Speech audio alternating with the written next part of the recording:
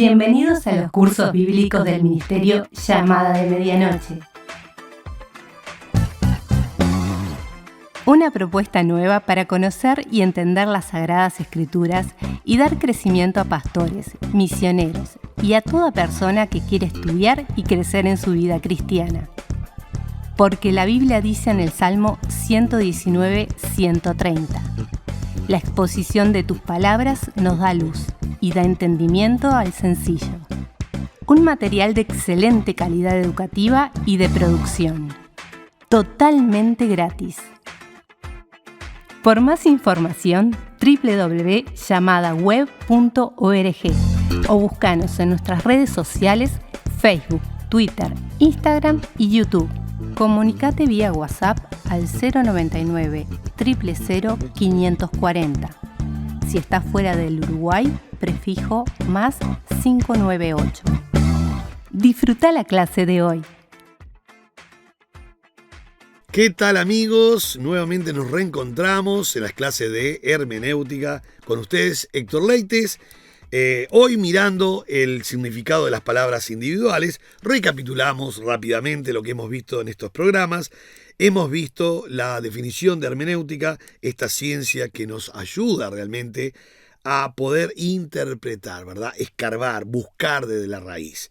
Vimos también la reseña histórica que nos habíamos ido en los tiempos de Esdras y Nehemías, que ponían el sentido, analizaban, comunicaban bien la palabra de Dios. La necesidad del estudio, que hoy estamos en tiempos, hoy y siempre, tiempos difíciles y tenemos que decir exactamente lo que dice el texto y no lo que me parece que yo creo que dice el texto. Tenemos que decir lo que dice exactamente la Biblia, no lo que a mí me dice, sino lo que realmente dice el texto.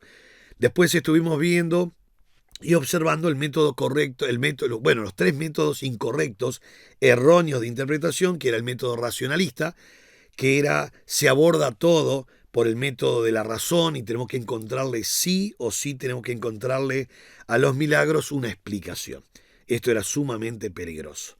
Después tenemos el método alegórico místico, que todo es y está compuesto por lo místico, lo escondido, alegorías, fábulas, todo es figura literaria y no es así.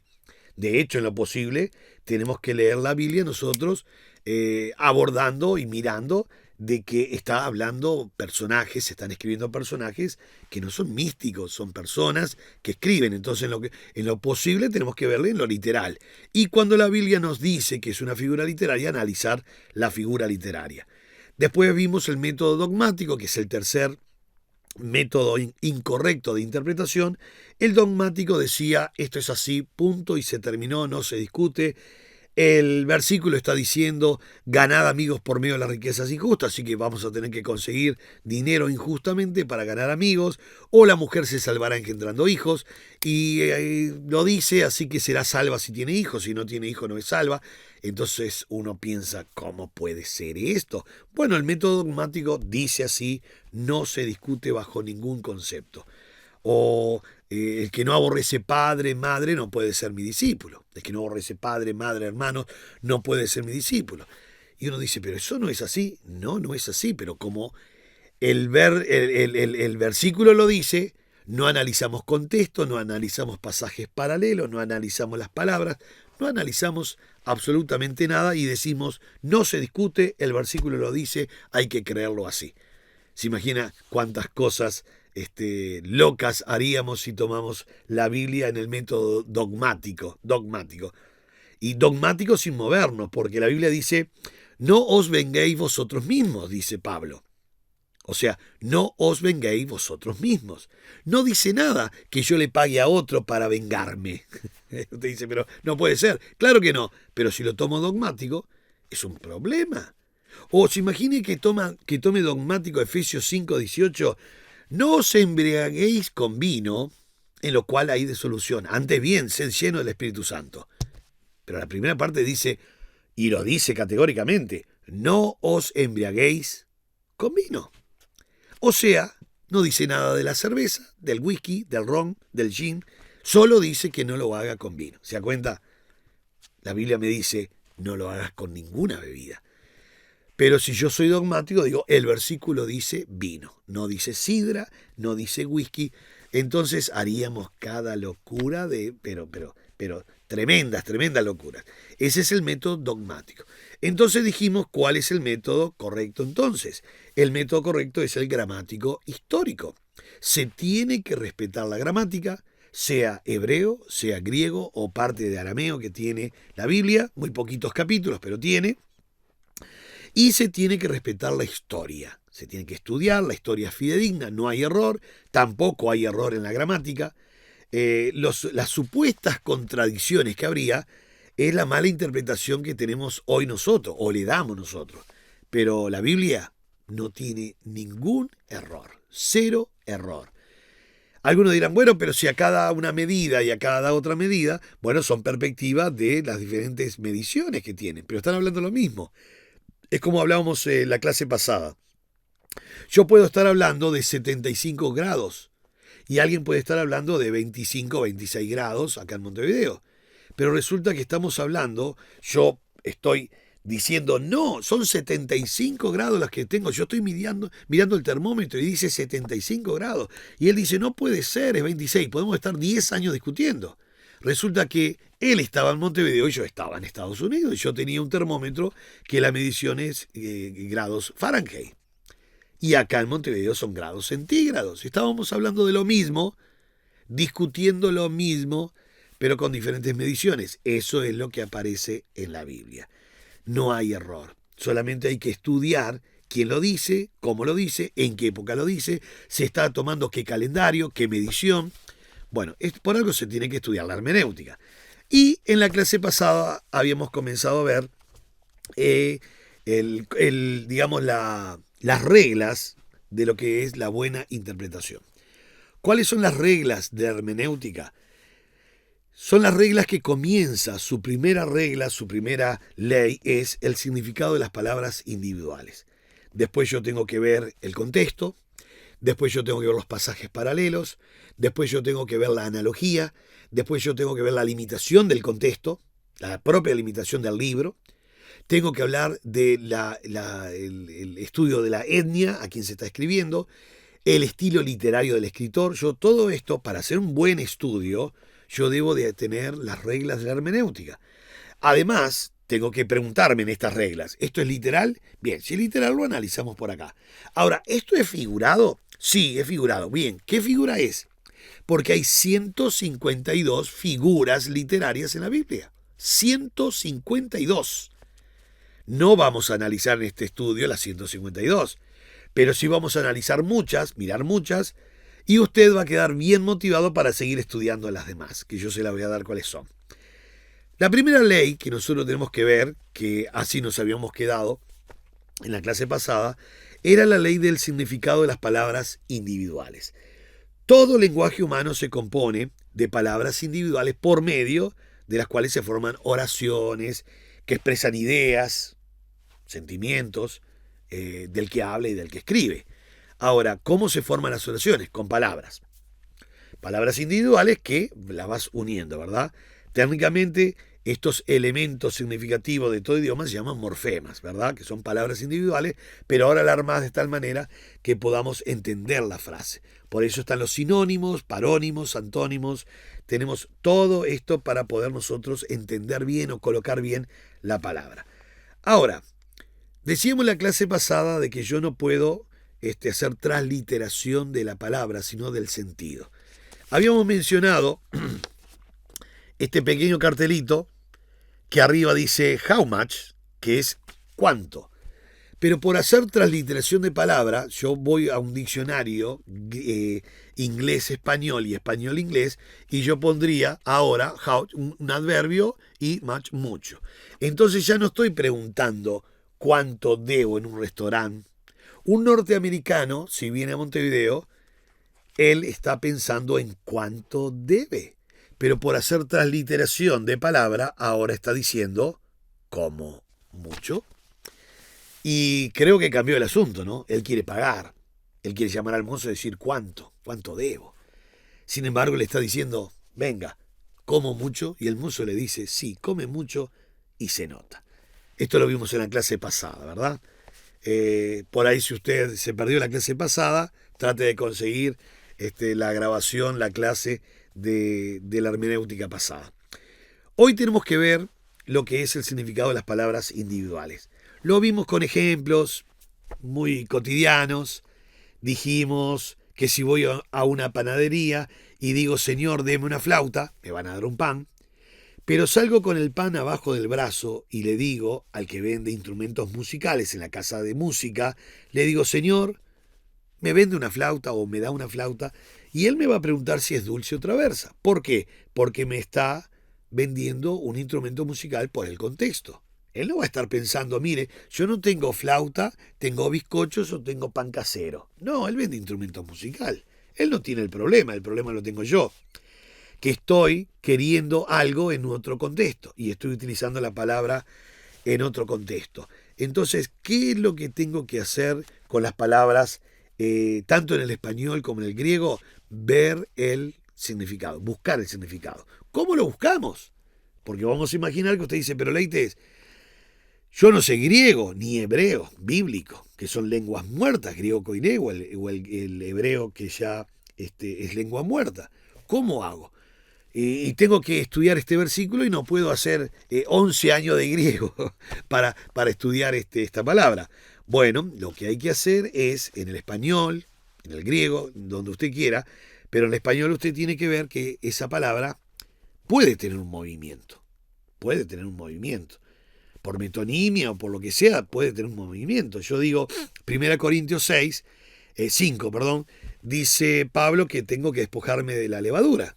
Entonces, levadura ahí por metonimia adquiere un valor que se movió. Ya levadura no es el hongo que leuda la masa, sino que ahora es el pecado de los fariseos. Entonces, por metonimia, figura literaria, que es metá y ónoma, metonimia viene de metá en griego, que es cambio, y ónoma en griego quiere decir un nombre, cambio de nombre. Entonces, por metonimia se cambia el nombre. Y ahora Pablo pone levadura como el símbolo o la representatividad de lo que es el pecado de los fariseos. Entonces, vas a tener movimiento de las palabras por las figuras literarias, por lo que el escritor está diciendo, por el contexto, quién lo dice, a quién se lo dice. Eso pasa en el español continuamente. Dije el ejemplo de flauta, pero si acá en Uruguay voy a la Osodre y quiero comprar un violín, no es lo mismo ese violín que quiero comprar que el que vende en el hospital, el violín del hospital. Es totalmente diferente. Violín en Uruguay del hospital o papagayo en Argentina del hospital también. Entonces uno dice, pero ¿cómo entonces podemos saber realmente? Bueno, hay reglas. La primera ley dice, esta palabra se puede mover.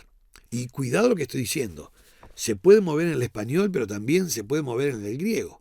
Le pongo un ejemplo. La palabra gracia. La palabra gracia,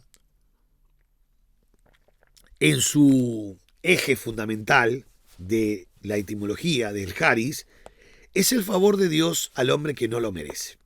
Gracia. Por gracia soy salvo, por medio de la fe, y esto no es de vosotros, pues es don de Dios. Bien, eso de que la gracia y la fe es el don de Dios, cuando dice esto no es de vosotros, pues es don de Dios, no se refiere ni a la fe ni a la gracia, sino es un neutro. Esto, como proceso de salvar, no es de ustedes, es un regalo de Dios.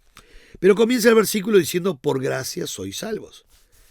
Como está en Efesios 2.8, el contexto es muy claro. 2.1 venía hablando de que estamos muertos en delitos y pecados, que no teníamos vida, Cristo nos dio la vida. Bien, entonces lo que me está diciendo es, por gracia yo obtengo la salvación. ¿Qué quiere decir la gracia? Es el favor de Dios al hombre que no se lo merece.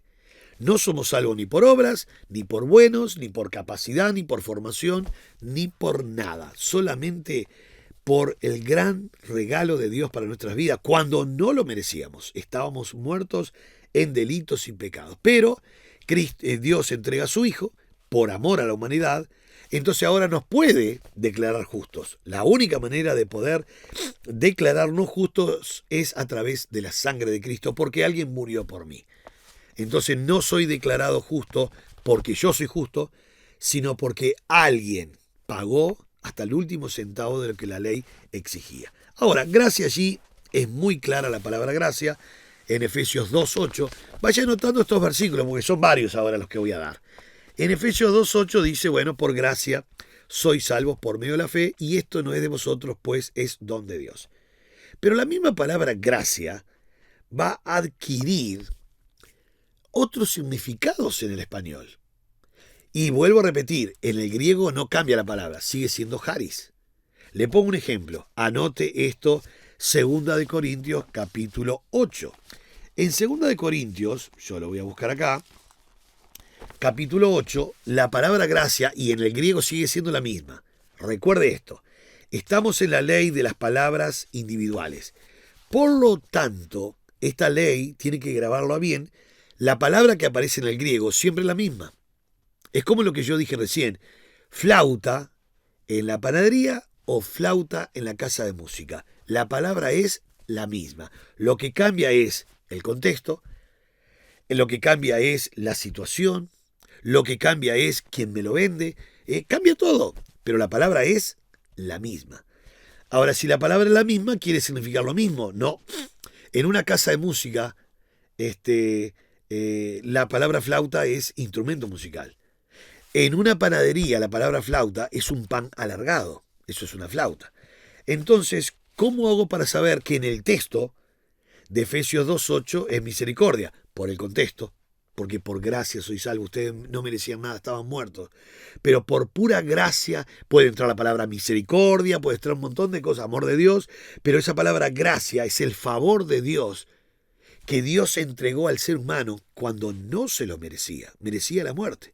Entonces allí gracia puede ser misericordia, puede ser favor de Dios, puede ser un montón de palabritas, pero no se mueve más que eso. No quiere decir plata, dinero, dólares australes o euros. No, quiere decir solamente ese favor de Dios al hombre que no lo merece. Pero en 2 de Corintios, la palabra gracia sí quiere decir dinero. Dinero, denarios, dracma, euros, australes, pesos, dólares, lo que usted quiera. Liras, pesetas, bueno, no hay más, ¿verdad? Pero todo lo que es plata, dinero, eso quiere decir aquí. Y usted dice, no puede ser si la palabra gracia es el favor de Dios en Efesios. Como flauta, pan es en la panadería, instrumento musical es en la casa de música. Entonces en el capítulo 8, versículo 1, es dinero, ofrenda. Dice así, asimismo, hermanos, os hacemos saber la gracia de Dios que se ha dado a las iglesias de Macedonia. No voy a leer todo el contexto, pero hay que leer todo el capítulo 8 y 9.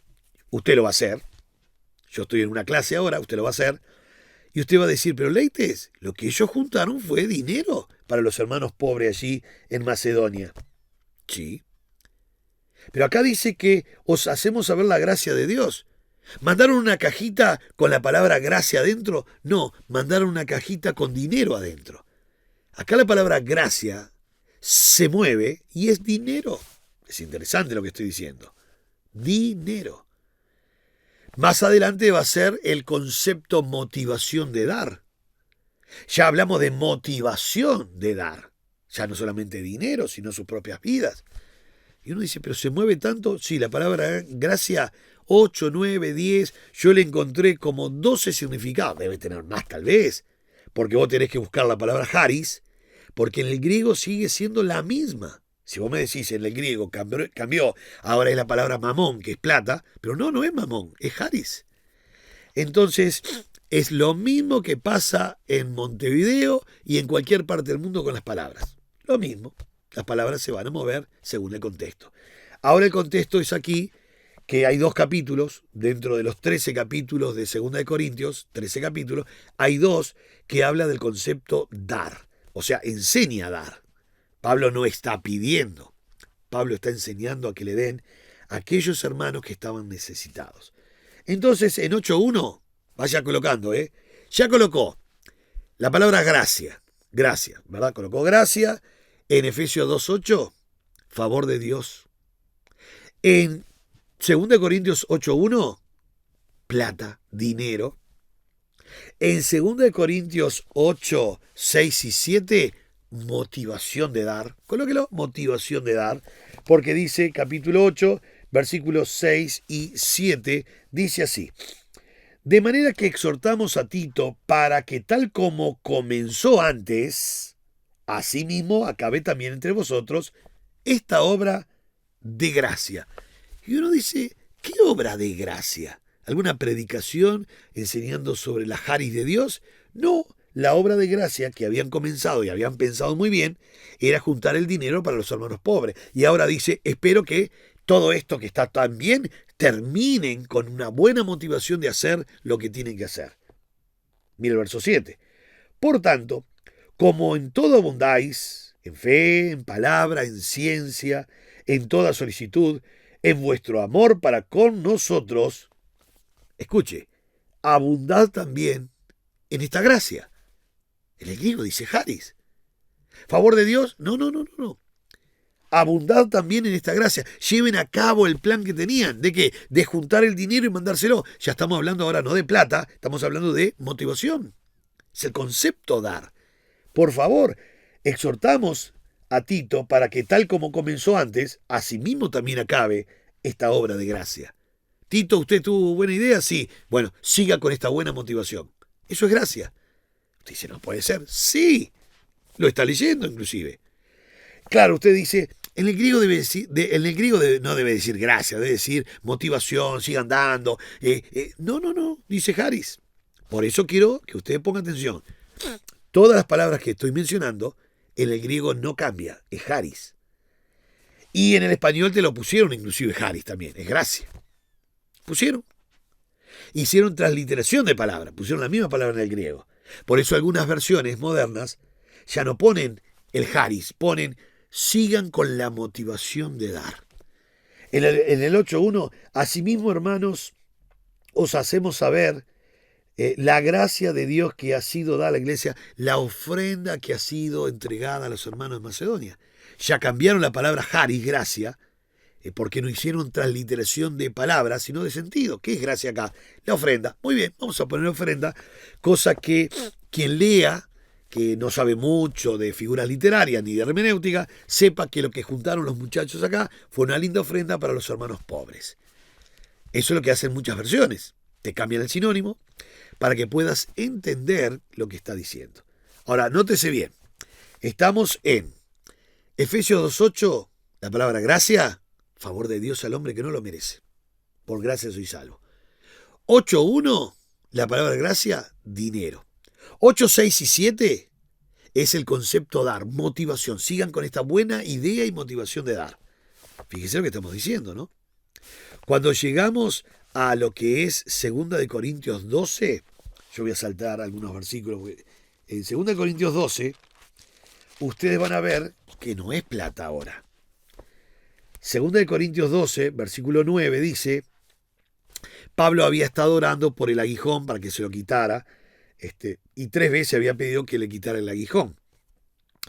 Llegan aquí a la conversación entre Pablo y Dios y dice, el Señor me responde y me ha dicho, bástate mi gracia. En el griego es charis. ¿Pero qué es plata acá? Pablo precisaba plata para poder soportar el aguijón, que era una enfermedad. No sabemos cuál, la Biblia no lo dice. Cuando la Biblia calla, nosotros callamos, pero sí era una enfermedad, eso sí es claro, por varios pasajes en la Biblia. Ahora, dice Dios, o el Señor, bástate mi gracia. Bástate es un verbo muy, pero muy fuerte, que está hablando, bástate es el verbo arjaico, que quiere decir, es suficiente para ti. Bástate es te basta, es suficiente para ti. ¿Lo qué? Mi gracia, Pablo. ¿Qué es gracia aquí? Poder para aguantar. Y así fue. Él recibió ese poder para aguantar el aguijón. De hecho, utilizó el aguijón toda su vida como trampolín para el evangelio y se fue perfeccionando en la debilidad. Este aguijón le ayudó a crecer en su vida. Fue realmente poder. Y ese es poder para aguantar, lo que Dios le está dando. Y uno dice, ¿pero no es plata? No. ¿No es motivación de dar? No. Es bástate. O sea, es suficiente para ti, Pablo, mi gracia. Haris, poder para aguantar. Exactamente. ¿Cómo lo sabemos? El contexto. Pablo no precisaba plata para aguantar el aguijón y seguir predicando en la debilidad, y que diga: esta leve tribulación momentánea produce en nosotros un cada vez y más eterno peso de gloria. Precisaba la fuerza de Dios, la guía de Dios, el poder de Dios. Necesitaba ese auxilio de Dios, porque no era fácil. Él no tenía una sociedad médica, una cobertura médica. Él tiene que viajar por todos lados y tiene que dormir arriba de un barco, en una cueva, en una cárcel, en el desierto. Él tiene que pasar muy mal con su enfermedad, con muchas palizas, con muchas cárceles encima, naufragios y todo lo que pasó. Y no era fácil. Él necesitaba esa fuerza, esa guía, ese poder de Dios para aguantar. Lo recibió. Bástate mi gracia. O sea, es suficiente para ti mi gracia, Pablo. Usted va a tener el poder para aguantar. Quédese tranquilo. Ahora, no le voy a quitar el aguijón. Le voy a dar fuerza para que pueda soportar el aguijón. El milagro no siempre es como uno lo quisiera, querido amigo. Porque a mí me encantaría que Dios hiciese el milagro como lo hizo en Marcos 4:35 en adelante, que de la gran tormenta se hizo gran bonanza. Usted ya lo sabe, de gran tormenta en Marcos 4, capítulo 4, versículo 35 al 40 y algo. Jesús estaba durmiendo allí en el barco, le despertaron con tono de reproche diciendo: Maestro, ¿no tienes cuidado que perecemos? Él se despertó, reprendió y se hizo gran bonanza. O sea que en 8 segundos, más o menos, de gran tormenta a un lago calmo, hermoso. 8 segundos. Pero a mí me encantaría que Dios siempre calmase la tormenta en 8 segundos de mi vida, los problemas, dificultades. Pero a veces no calma la tormenta, porque en Hechos 27, la tormenta que Pablo recibió cuando estaba en el naufragio camino a Roma, en un barco con 276 pasajeros, no se calmó nunca la tormenta. De hecho, fueron 2 días, 3, 4, no fueron 8 segundos. Fueron 14 días de naufragio y el barco quedó incrustado entre 2 piedras. El agua desarmó el barco en 10.000 pedazos. Llegaron nadando algunos, otros con pedazos de barco, a la isla de Malta. Y uno dice: ¿y dónde está el milagro acá? Porque resulta que la tormenta nunca calmó. De hecho, se intensificó más, tanto que el barco quedó deshecho. Bueno, o Dios calma la tormenta en 8 segundos, o Dios te calma a ti. Porque Dios calmó a Pablo cuando le dijo: Pablo, no temas, nadie va a perecer, yo estoy contigo. Cuando estaba en la tormenta. Y eso es lo lindo de la vida cristiana, que Dios tiene el poder para calmar la tormenta en 8 segundos, o Dios tiene el poder para calmarte a ti toda la vida. Pero Dios calma. Y el milagro igual estuvo con Pablo en Hechos 27, porque no murieron. Barco se repartió para todos, o sea que hubo salvavidas para todos. Llegaron a la isla de Malta, nadie murió. Querían matar a los soldados, pero dijeron: no matamos a los soldados porque va a morir Pablo, o sea que Dios puso su mano. Pablo queda 3 meses en la isla de Malta esperando una nave alejandrina, triguera, que lo llevara a Roma. Llega la nave alejandrina, que dice que tenía su insignia Castor y Pollux en el frente. Lo llevan a Roma. Pablo desembarca en Puteoli, hoy Bahía de Nápoles, camina hacia Roma, va preso 2 años en Roma.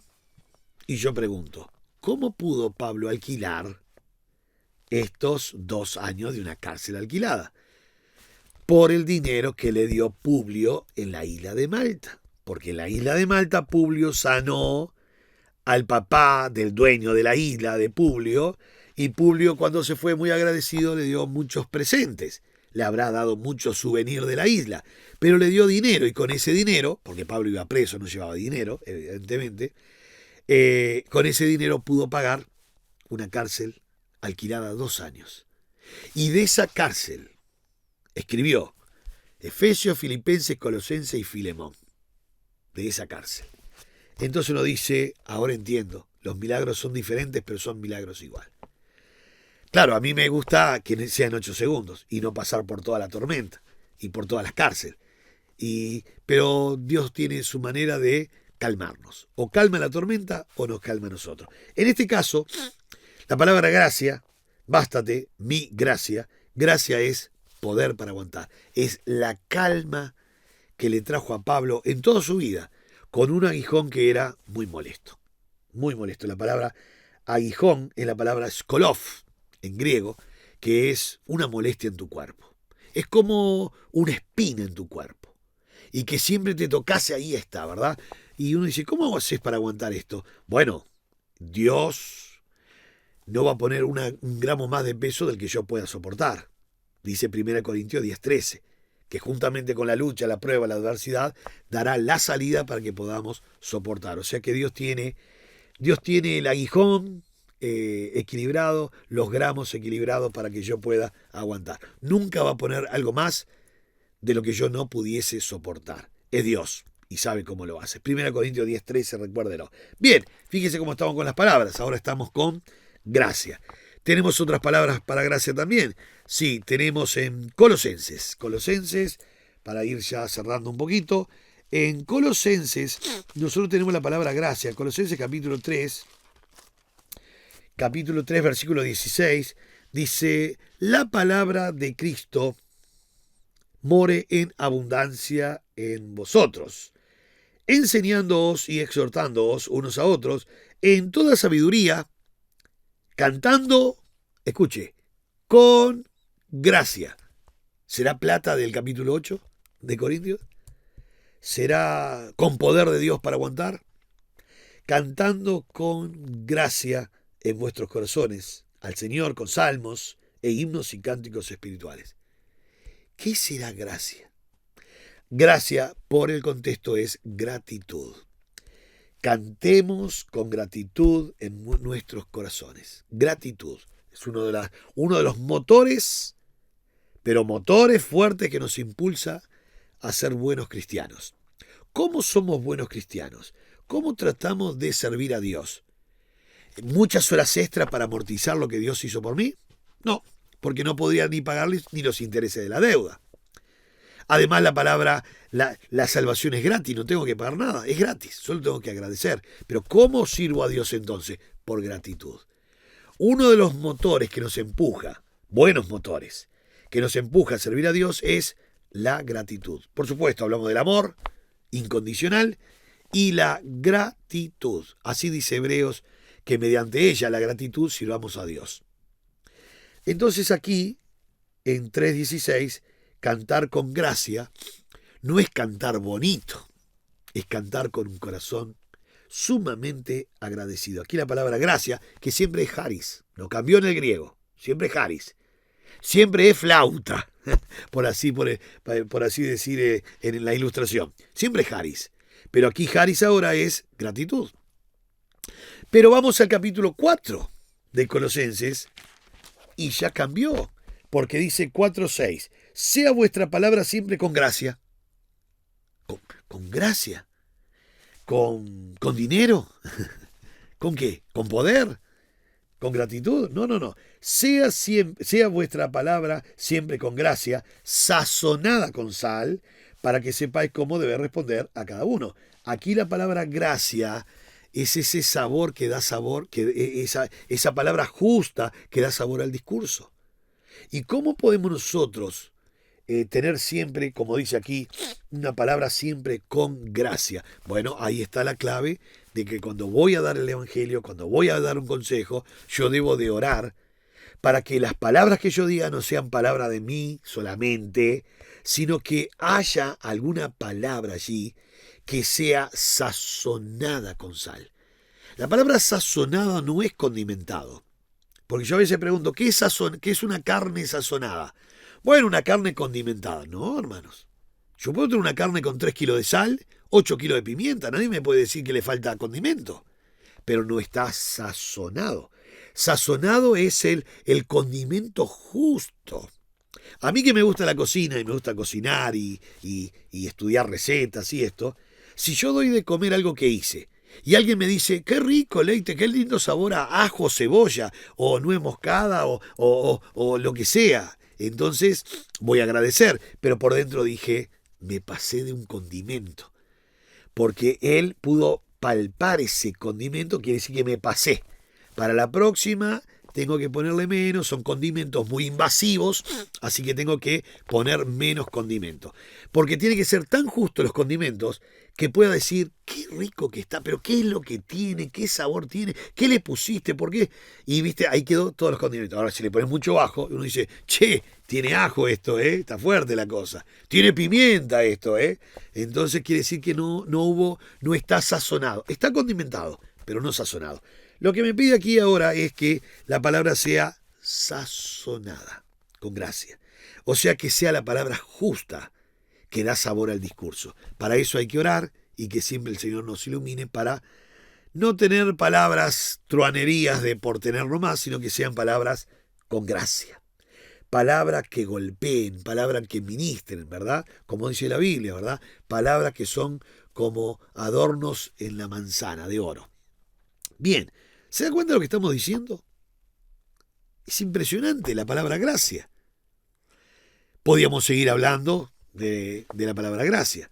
Lo que usted va a hacer ahora es, cada vez que lea la palabra gracia, trate de leer bien el contexto, a ver si está hablando de plata, poder de Dios para aguantar, motivación de dar, favor de Dios, si está hablando de gratitud o una palabra sazonada con gracia, o gracia en Hebreos, ¿verdad? Caer de la gracia es salir de la disciplina, en Hebreos 12. Entonces, ¿se dan cuenta de lo que estamos hablando? Lo mismo pasa con la palabra fe. La palabra fe, cuando en Gálatas 1:23 dice, ahora predica la fe que en otro tiempo asolaba. Dice Pablo escribiendo a los Gálatas, ¿no? Mencionando, ahora predica la fe que en otro tiempo asolaba. ¿Cómo predica la fe? La palabra griega siempre la misma, pistis o pisteuo, fe. Pero predica la fe. ¿Qué predica Pablo? ¿Un estudio sobre la fe? No. La palabra fe, allí, y tiene artículo, la fe, es el conjunto de doctrina, es el evangelio. Todo, un combo muy grande. Ahora Pablo predica el evangelio que antes perseguía. ¿Pero por qué dice la fe? Por área de movimiento. Entonces allí la palabra fe es específicamente el conjunto de doctrina. Si usted ve la palabra fe en Hechos 17:31, ya no es conjunto de doctrina. En Hechos 17, se lo voy a leer aquí, Hechos 17:31 dice, por cuanto ha establecido un día en el cual juzgará al mundo con justicia por aquel varón a quien designó, dando fe a todos con haberle levantado de los muertos. Dando fe a todos con haberle levantado de los muertos. ¿Qué es fe aquí? Prueba o demostración. Esto de que Cristo resucitó es prueba y demostración de algo. Ya no es conjunto de doctrina del Evangelio. No, el contexto está hablando de otra cosa. Leo el 30 y el 31. Pero Dios, habiendo pasado por alto los tiempos de la ignorancia, ahora manda a todos los hombres en todo lugar que se arrepientan. Está hablando de los que no tienen a Cristo en su corazón. Por cuanto estableció un día en el cual juzgará al mundo con justicia, por aquel varón a quien designó, dando fe a todos, con haberle levantado de entre los muertos. Ahora, fe a todos no es que Dios está poniendo fe para que crean. No. Está diciendo demostración, prueba o demostración de que lo que Cristo hizo es verdad. De lo que Dios está diciendo en la palabra de Dios, Cristo resucitó, por eso dice, dando fe a todos con haberle levantado de los muertos. La resurrección es una prueba empírica, una demostración empírica de que Dios decía la verdad y que Cristo resucitó y que viene a buscarnos. Sí, es eso, demostración. No es que está colocando una cuota de fe en cada ser humano. No. Con la resurrección es una demostración empírica de que Cristo fue aceptado como la única ofrenda delante del Padre. Ahora, ¿se da cuenta? Fe, tenemos la palabra fe, pisti, como creencia en Dios. Añadida a vuestra fe, virtud, conocimiento, como dice Pedro. Segunda de Pedro 1, versículo 5. Esa es la fe, mi convicción, mi creencia, la raíz cristiana de creer en Cristo como mi Salvador. Pero ahora la palabra fe, la estamos mirando, era conjunto de doctrina, en Gálatas 1:23. Ahora predica la fe que en otro tiempo solaba. No la convicción, predica el Evangelio, el conjunto de doctrina. Ahora en Hechos 17, la palabra fe es demostración empírica de que Cristo resucitó y viene a buscarnos. O en Romanos 14:23, la palabra fe adquiere otra cosita. Romanos 14:23, mira lo que dice. Pero el que duda sobre lo que come es condenado porque no lo hace con fe. Y todo lo que no proviene de fe es pecado. Si él come dudando, no lo hace con fe, ¿qué es fe ahí? Convicción. Él no está convencido, entonces lleva a cabo algo que su conciencia todavía no le dio permiso. Entonces dice, comió, no tenía que comer, que sí, que no, y que quedó con duda. Entonces esa duda te produce a vos que decís, qué macana, tengo que arrepentirme, lo hice mal. Y uno dice, ¿pero por qué? Porque comió sin estar convencido. Ahí la palabra fe, por eso dice, porque no lo hace con fe y todo lo que no proviene de fe es pecado. No lo hace con fe, no lo hace con convicción. Llevó a cabo algo que su conciencia todavía no le daba permiso. Y uno dice, pero no es la palabra pistis, pisteuo, es la misma. Pero quiere decir confianza en Dios, quiere decir doctrina, quiere decir demostración empírica de que Cristo resucitó, quiere decir convicción de lo que estoy haciendo está bien delante de Dios. Y uno dice, pero no es la misma palabra fe. Sí, pero todas se mueven en la Biblia. Recuérdelo, esta es la primera ley. La ley de analizar bien y mirar el significado de las palabras individuales. Todas se mueven. Todas. Por algo están los sinónimos, los parónimos, los antónimos, por algo están los homónimos, por algo está todo esto. Entonces, ¿qué tenemos que hacer? Ya tenemos la primera ley, ya lo sabe. Cuando va a abrir la Biblia y va a estudiar, mire bien si esa palabra no significa otra cosa. Porque estamos en palabras a veces más complicadas, ¿no?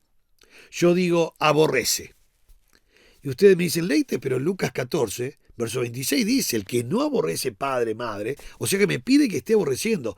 No, mira la palabra, tiene su área de movimiento. No es aborrecer, es amar menos, es miseo. Y miseo no es aborrecer, odiar, detestar. No. Él dice, por eso el pasaje paralelo, es otra ley que vamos a ver en la clase que viene, cuando vas al pasaje paralelo te lo aclara. Porque el problema de Lucas 14, 26 te lo aclara Mateo. Diciendo, el que ama más a papá y a mamá más que a mí, no puede ser mi discípulo. Ah, el que ama más a papá y a mamá más que a mí, o sea que yo tengo que seguir amando a papá y a mamá, por supuesto. Ah, pero entonces los pasajes paralelos también nos aclaran muchos. Sí, esa es la segunda ley, los pasajes paralelos. La primera ley, el área de movimiento de las palabras. Grábelo bien, lo anotó, vuelva a pasar para atrás el video y anote otra vez los versículos. Que Dios le bendiga muy ricamente. Nos reencontramos en la próxima clase de hermenéutica con ustedes, Héctor Leites, su servidor, para seguir analizando el texto bíblico. Que Dios le bendiga muy ricamente.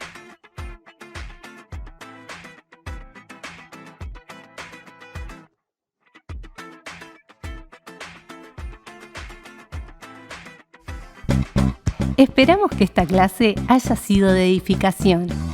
Recuerda que en nuestra página web www.llamadaweb.org podrás encontrar el complemento de esta clase con las notas y material extra. Busca la pestaña Cursos Bíblicos y regístrate para tener más material totalmente gratis. Gracias a todos los que ofrendan para que este material siga produciéndose.